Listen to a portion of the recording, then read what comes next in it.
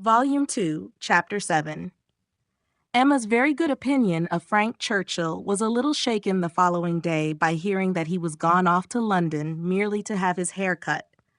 A sudden freak seemed to have seized him at breakfast, and he had sent for a chaise and set off, intending to return to dinner, but with no more important view that appeared than having his hair cut. There was certainly no harm in his traveling 16 miles twice over on such an errand, but there was an air of foppery and nonsense in it which she could not approve. It did not accord with the rationality of plan, the moderation in expense, or even the unselfish warmth of heart which she had believed herself to discern in him yesterday. Vanity, extravagance, love of change, restlessness of temper, which must be doing something, good or bad, heedlessness as to the pleasure of his father and Mrs. Weston, indifferent as to how his conduct might appear in general, he became liable to all these charges. His father only called him a coxcomb and thought it a very good story, but that Mrs. Weston did not like it, it was clear enough by her passing it over as quickly as possible and making no other comment than that all young people would have their little whims.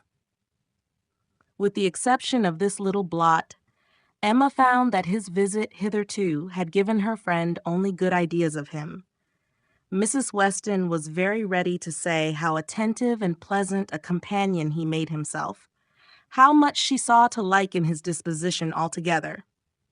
He appeared to have a very open temper, certainly a very cheerful and lively one. She could observe nothing wrong in his notions, a great deal decidedly right. He spoke of his uncle with warm regard, was fond of talking of him, said he would be the best man in the world if he were left to himself.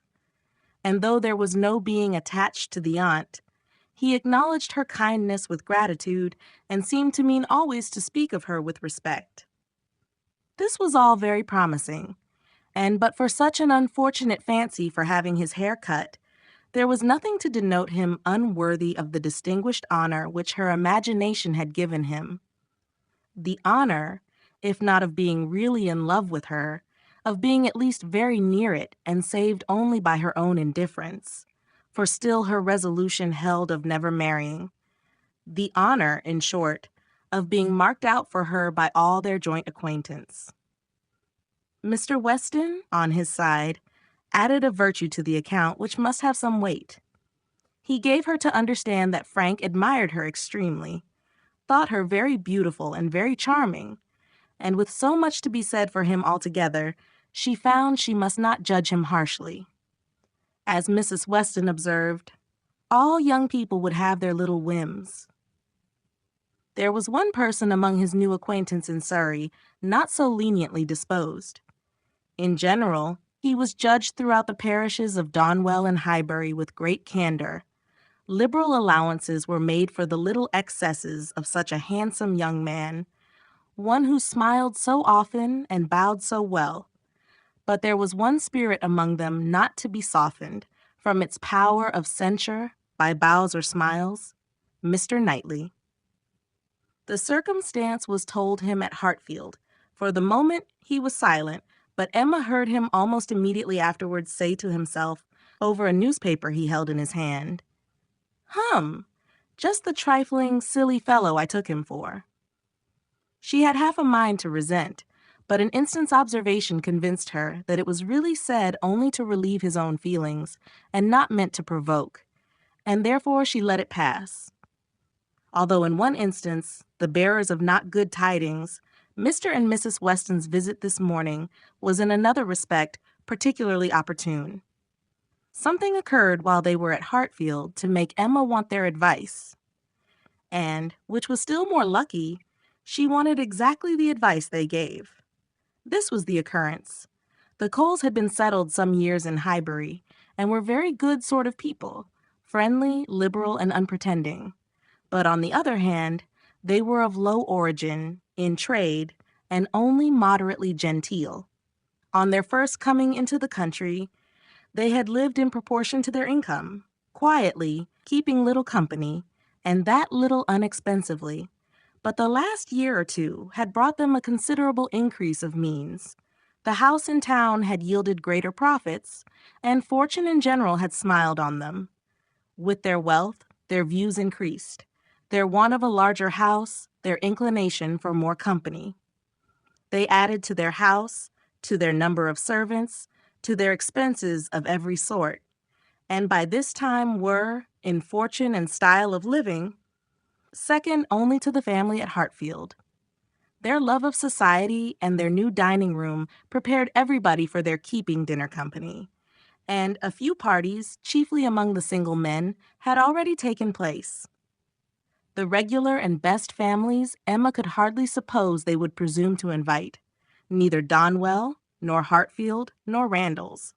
Nothing should tempt her to go if they did, and she regretted that her father's known habits would be giving her refusal less meaning than she could wish. The Coles were very respectable in their way, but they ought to be taught that it was not for them to arrange the terms on which the superior families would visit them. This lesson she very much feared they would receive only from herself. She had little hope of Mr. Knightley, none of Mr. Weston. But she had made up her mind how to meet this presumption so many weeks before it appeared, that when the insult came at last, it found her very differently affected. Donwell and Randalls had received their invitation, and none had come for her father and herself, and Mrs. Weston's accounting for it with, "I suppose they will not take the liberty with you.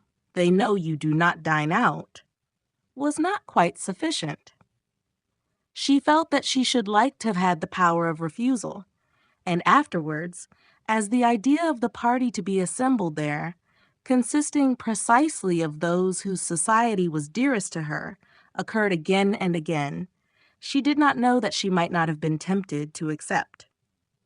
Harriet was to be there in the evening, and the Bateses.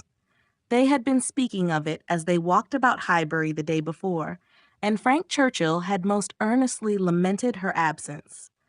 Might not the evening end in a dance? Had been a question of his. The bare possibility of it acted as a farther irritation on her spirits, and her being left in solitary grandeur, even supposing the omission to be intended as a compliment, was but poor comfort. It was the arrival of this very invitation, while the Westons were at Hartfield, which made their presence so acceptable.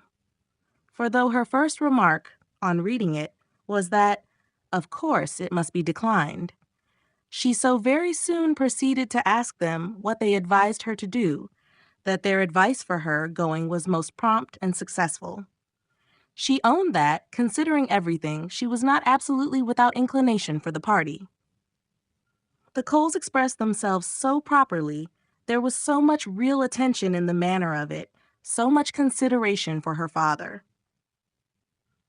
They would have solicited the honor earlier, but had been waiting the arrival of a folding screen from London, which they hoped might keep Mr. Woodhouse from any draught of air, and therefore induce him the more readily to give them the honor of his company. Upon the whole, she was very persuadable, and, it being briefly settled among themselves how it might be done without neglecting his comfort, how certainly Mrs. Goddard, if not Mrs. Bates, might be depended on for bearing him company, Mr. Woodhouse was to be talked into an acquiescence of his daughter's going out to dinner on a day now near at hand, and spending the whole evening away from him. As for his going, Emma did not wish him to think it possible. The hours would be too late, and the party too numerous. He was soon pretty well resigned. "I am not fond of dinner visiting," said he. "I never was. No more is Emma. Late hours do not agree with us. I am sorry Mr. and Mrs. Cole should have done it. I think it would be much better if they would come in one afternoon next summer and take their tea with us, take us in their afternoon walk, which they might do, as our hours are so reasonable, and yet get home without being out in the damp of the evening. The dews of a summer evening are what I would not expose anybody to. However, as they are so very desirous to have dear Emma dine with them, and as you will both be there, and Mr. Knightley too, to take care of her, I cannot wish to prevent it, provided the weather be what it ought, neither damp, nor cold, nor windy." Then, turning to Mrs. Weston with a look of gentle reproach, "Ah, Miss Taylor, if you had not married, you would have stayed at home with me." "Well, sir," cried Mr. Weston, "as I took Miss Taylor away, it is incumbent on me to supply her place, if I can, and I will step to Mrs. Goddard in a moment, if you wish it." But the idea of anything to be done in a moment was increasing, not lessening, Mr. Woodhouse's agitation. The ladies knew better how to allay it. Mr. Weston must be quiet, and everything deliberately arranged. With this treatment, Mr. Woodhouse was soon composed enough for talking as usual. He should be happy to see Mrs. Goddard. He had a great regard for Mrs. Goddard, and Emma should write a line and invite her. James could take the note, but first of all, there must be an answer written to Mrs. Cole. "You will make my excuses, my dear, as civilly as possible. You will say that I am quite an invalid and go nowhere, and therefore must decline their obliging invitation, beginning with my compliments, of course, but you will do everything right. I need not tell you what is to be done. We must remember to let James know that the carriage will be wanted on Tuesday. I shall have no fears for you with him. We have never been there above once since the new approach was made. But still, I have no doubt that James will take you very safely. And when you get there, you must tell him at what time you would have him come for you again. And you had better name an early hour. You will not like staying late. You will get very tired when tea is over. But you would not wish me to come away before I am tired, Papa?" "Oh, no, my love, but you will soon be tired. There will be a great many people talking at once. You will not like the noise." "But, my dear sir," cried Mr. Weston, "if Emma comes away early, it will be breaking up the party." "And no great harm if it does," said Mr. Woodhouse. "The sooner every party breaks up, the better. But you do not consider how it may appear to the Coles. Emma's going away directly after tea might be giving offense. They are good-natured people, and think little of their own claims, but still they must feel that anybody's hurrying away is no great compliment, and Miss Woodhouse's doing it would be more thought of than any other person's in the room. You would not wish to disappoint and mortify the Coles, I am sure, sir. Friendly, good sort of people as ever lived, and who have been your neighbors these 10 years. No, upon no account in the world, Mr. Weston. I am much obliged to you for reminding me. I should be extremely sorry to be giving them any pain. I know what worthy people they are. Perry tells me that Mr. Cole never touches malt liquor. You would not think it to look at him, but he is bilious. Mr. Cole is very bilious. No, I would not be the means of giving them any pain. My dear Emma, we must consider this. I am sure, rather than run the risk of hurting Mr. and Mrs. Cole, you would stay a little longer than you might wish. You will not regard being tired. You will be perfectly safe, you know, among your friends." "Oh, yes, Papa. I have no fears at all for myself, and I should have no scruples of staying as late as Mrs. Weston, but on your account. I am only afraid of your sitting up for me. I am not afraid of your not being exceedingly comfortable with Mrs. Goddard. She loves Pickwit, you know, but when she is gone home, I am afraid you will be sitting up by yourself, instead of going to bed at your usual time, and the idea of that would entirely destroy my comfort. You must promise me not to sit up." He did, on the condition of some promises on her side, such as that, if she came home cold, she would be sure to warm herself thoroughly. If hungry, that she would take something to eat, that her own maid should sit up for her, and that Serlin the butler should see that everything were safe in the house, as usual.